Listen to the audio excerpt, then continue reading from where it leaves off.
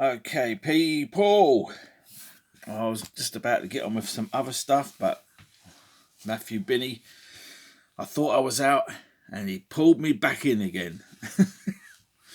Him and Video Tasties, both of them influenced this video, so blame them.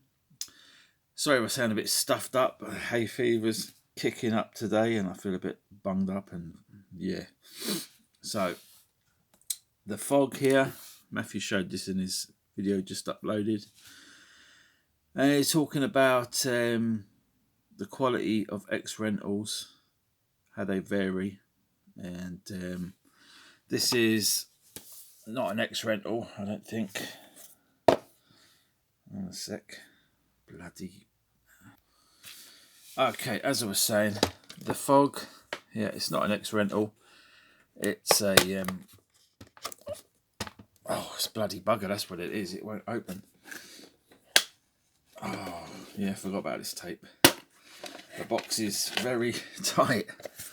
Yeah, this is a sell-through tape on Spectrum, but it feels like it's got a bit of weight to it. And I just thought Matthew would appreciate the cover there. It's a good film.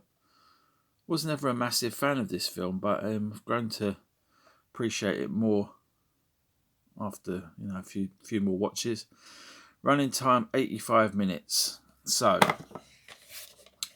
I thought, why not get the weighing scales out and see if there's any difference in weight, because I know if you watch the video what's on the tape that I did, which I won't be doing any more of.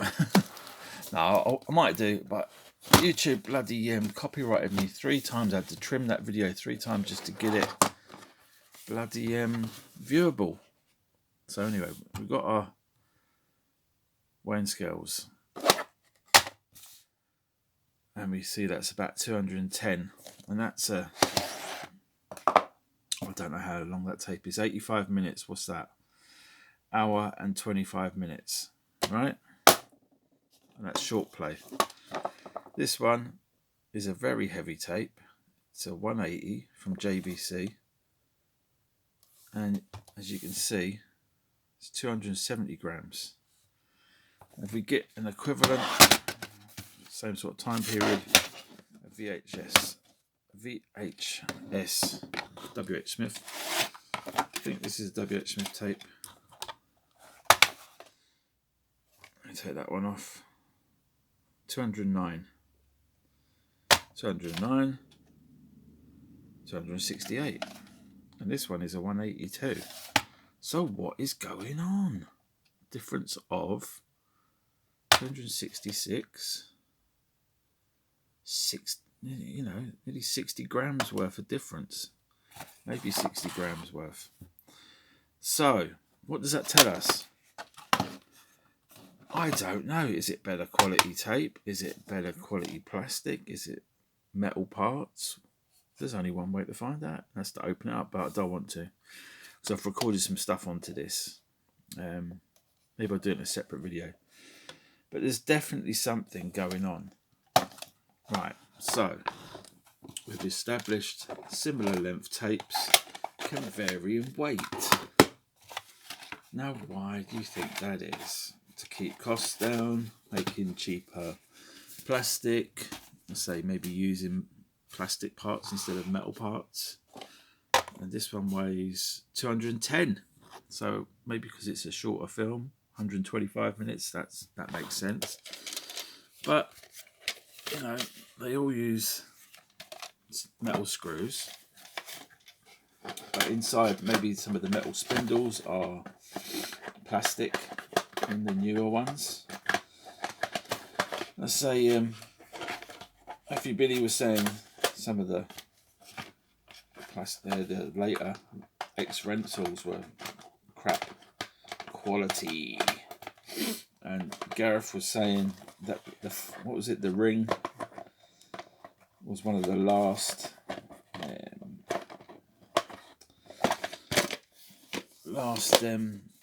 videos to go on the market, so maybe it was leading to the downfall of VHS, which, you know, no, I don't think that's the case. As other people have said, a lot of people were converting to DVDs before that video come out, so it was just the inevitable decline. So we got, it says here, E195. I don't think it's the correct cassette. It might be. It says Memorex. It says 180 on the thing here. And that one weighs 245 grams. Again, these are all from about, I'd say, 90s, early 90s, mid 90s. And we got a BASF, and that's a 195. And you see it's BASF 195, and that weighs about the same, 240. And it can't, you can't say it's the content on the video weighing it down, because this one is sealed and it's a 180. Not that a film would weigh much, I don't think, with its the way it deposits, what is it, carbon? Oh, it magnetizes the carbon on the tape. And that one weighs 210 grams. So that is a cheapie. Mr. Video. Mr. Bloody Video. With his, what is that, a top hat? Or was that part of the video mechanism? So, I know this video is all over the place and a bit of nonsense, but I thought I'd pull out a good quality X-Rental. Bloody good film with Brian Dennehy and Brian Brown. I've only done a second one of this, but I think this one's the best one. And let's see what else it got on it. Music by Bill Conti again, famous for the Rocky soundtrack. Bloody good film. Rowley here is, or Rolly, I think he's called Rowley. He's a special effects master for the movies, and he gets hired to do a job, and it all goes terribly wrong, and they end up, anyway, I won't spoil it for you if you haven't seen it, but it's a bloody good film. FX, Murder by Illusion. So let's see Wrong Case Entertainment Video when it's released on Columbia, RCA Columbia. So somebody switched the box out. Right, let's check the tape out. 234 grams. Oops. And it is, how many minutes? Don't know. But I'd say it's about an hour and a half. Is it sound the tape? Probably not. Let's see. It's a 120 tape anyway. So,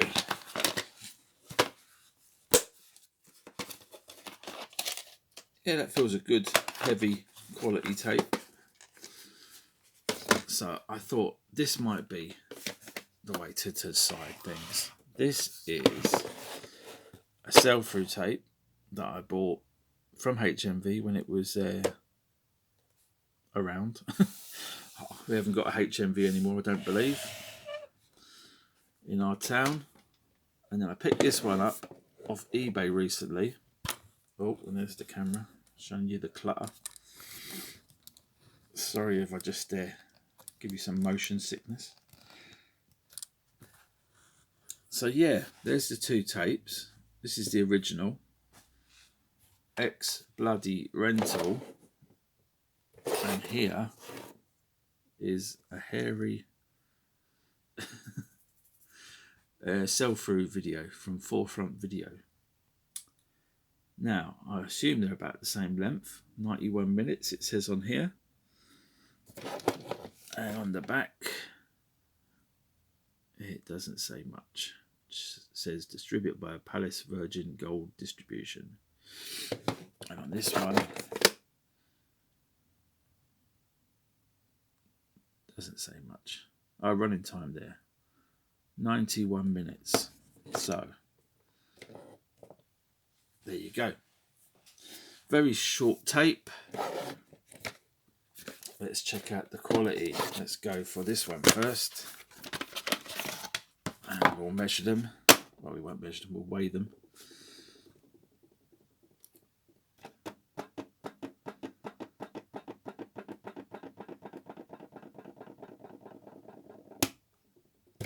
It's not looking good, is it? Alright, we've got the original box here. Palace Pictures.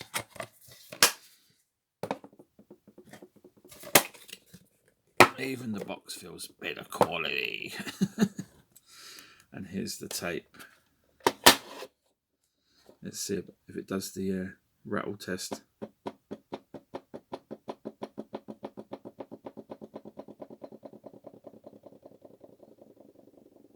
It doesn't sound a lot different, does it? Rattle just as much. But it does have V.H.S on it, which is a good maker of tapes. This has nothing. You can see the back there. It's got screws. As does this one. Again, this one was made in Germany. This one was probably made in China.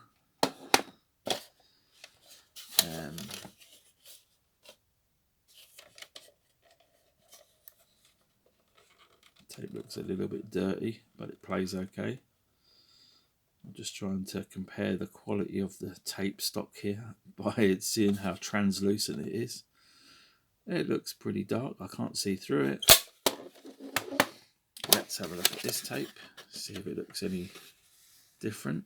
No, looks pretty much the same.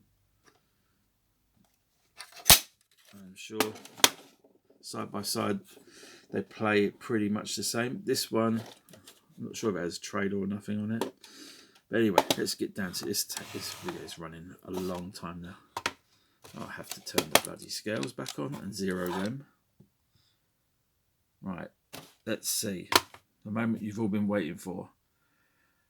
In the red corner, Forefront Video weighs in at 164 grams. And in the blue corner, the reigning champion on Palace Pictures weighs 186 grams. So there you go, conclusive proof that ex-rental older quality tapes are heavier, probably better quality parts in the cassette mechanism, maybe better quality tape, who can tell. I know watching channels like Cassette Comeback, he reviewed some new audio cassettes and done some recordings on them using his Dragon Nakamichi bloody fancy $5,000 tape deck, and the tapes were crap. So unfortunately, as shown on channels like Tech Moan and V.W. Life as well, and a lot of the new cassettes, like for audio cassettes anyway, the mechanisms are crap. I've even shown a boombox that was sold by Aldi, and it's been featured on their Tech Moan's channel. The mechanisms that they're putting in these new machines are crap. You're better off buying an old machine from the 90s, and you're better off picking up ex-rental tapes. Unfortunately, the sell-through stuff, it does the job. Don't get me wrong, I've had many hours of fun watching this before I picked this one up. And but with the new stuff, particularly the audio stuff, it's crap. The quality of the cassettes are crap. I don't know. I know some bands are releasing V.H.S. I don't know what sort of stock they're using. I wouldn't rate it much. I don't think people are buying it for, to actually watch music videos. I think they're just buying it as a novelty. But definitely the older stuff is better quality. whether it's the casings, whether it's the tape itself.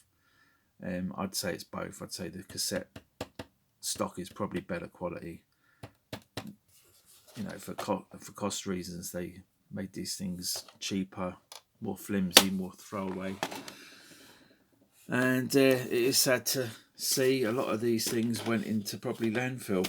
I recycled a lot of my videos in the 90s. The local council had a scheme where you'd take it down and they'd recycle the. You'd take your cassette like this down, and they had bins, and you'd put the cassette in one bin, and you'd take the cover, and you'd put the paper in one bin, and the plastic in another bin, and it probably all ended up in landfill in bloody India. So the whole recycling thing is a scam. I know they do recycle some of the stuff, but a lot of the stuff ends up in bloody landfill. And don't get me started with local councils and recycling. Otherwise we'll be here for another 16 minutes. But it is all a bloody scam. You're getting crap value for your money, and it's, you know, it's the way of the world. They make more money by making things cheaper, mass producing things. So, yep. Thanks for the video. Sorry to end on a downer. And yeah, sometimes the old is better. Usually, in most cases. I watch other channels like Shango, and he shows the old TVs and, you know, the quality of the old TVs and how he goes around fault finding and repairing them. Very interesting to see, and very nice to see him reviving the old sets. And unfortunately, it's the same way with the modern technology today. You buy something and it's very cheap quality, and you're lucky if it lasts. That's why I stick with the old CRTV. I've had that Philips one that I've shown in my videos for over 10 years, and I picked it up second hand, and it's still going strong. Probably fail now. It'll probably be something silly as well that could be easily fixed, but more than likely it'll end up down the tip, which is a shame. I know there are some schemes to get things like that working, you know, be able to repair things, because them sort of skills are lost nowadays. People don't repair things. I try and repair things, and I did recently repair a CD player that I got cheap on eBay, and ended up saving about 40 quid. So that was a result. A bit of a gamble, but yeah, I can show that in another video. I've showed it recently. It's the Newmark Axis 9. Picked that up. It had a broken or a jammed CD tray, and it also had a problem with the fader on the side. Somebody had dropped it, and it was basically a mechanical problem, which I could fix because I'm sort of, you know, I'm used to taking things apart and working out how things go back together. But electronics, I'm not so good at. In fact, I'm terrible. But yeah, sometimes it's worth having a go trying to fix these things, as long as you're safe and you don't have it plugged into the mains. Yeah. Anyway, that's enough rambling for now. Thanks for watching. Leave some comments, leave some thoughts, and yeah, subscribe to Matthew Binney if you haven't already. He shows some great tapes, ex-bloody rentals like this one. Not like this one. It's a sell-through, but still good. Still good, but not as good quality as the ex-rentals. And as I've proven here, the older ones are better. That one's not rattling. But yeah, heavier, better quality tape. There you go. Thanks for watching. Bye-bye.